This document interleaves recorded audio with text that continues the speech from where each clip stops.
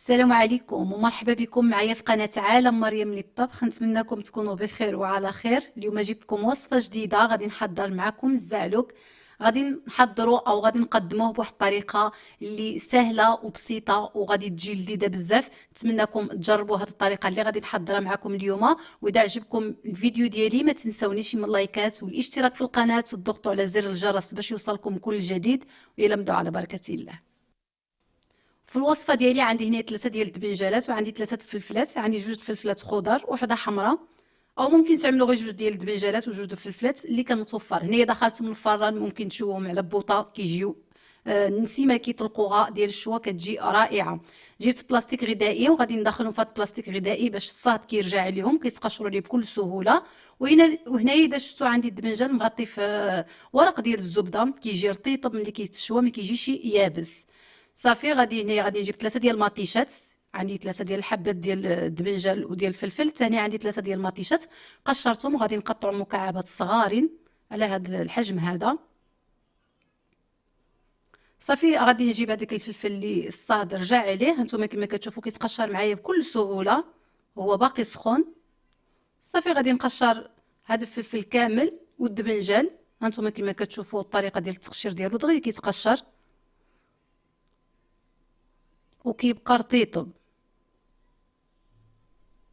هنا غادي نقطع هاد الفلفل والدبنجال، غادي نقطعهم حتى هما مكعبات صغارين، وغادي نجيب القطعه ديال الربيع وغادي نحاول نزيد نفرمهم مزيان حتى نحصل عليهم على شي فحال شي عجينه، غادي نحصل عليهم رقاقين على هاد الطريقه هذه. حتى الدبنجال غادي نعمل له نفس الطريقه، غادي نقطعوا شرائح طوالين من بعد مكعبات صغارين.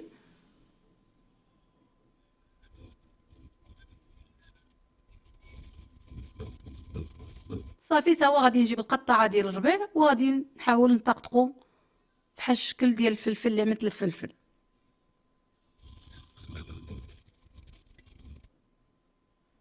غادي نجيب واحد المقله نوضع فيها زيت الزيتون بواحد الكميه وفيره.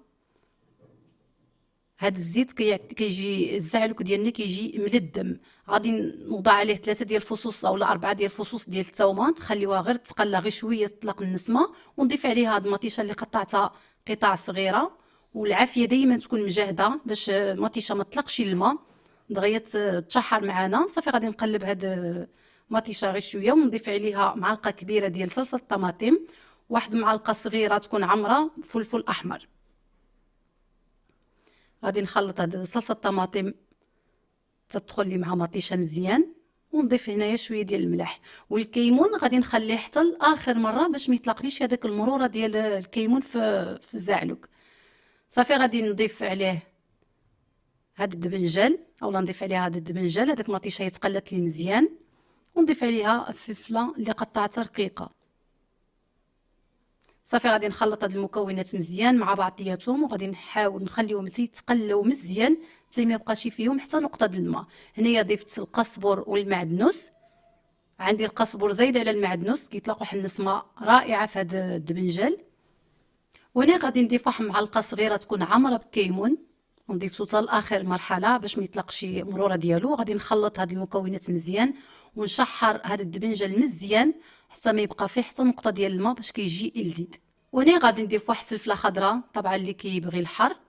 صافي وغادي نخليه واحد المده ديال 2 دقائق يتقلى مزيان وغادي نطفيلو ونشوفوا الشكل النهائي ديالو كيف جا. وكانت معكم هذه الوصفه ديال اليوم، الطريقه ديال الدبنجال والفلفل مشويين في الفران او على بوطه، او ممكن نشويوهم حتى على الفحم كيجيو ممتازين. نتمنى الفيديو ديال اليوم يعجبكم، واذا عجبكم الفيديو ديالي ما تنسونيش من اللايكات، وشكرا على المشاهده وبسلام عليكم.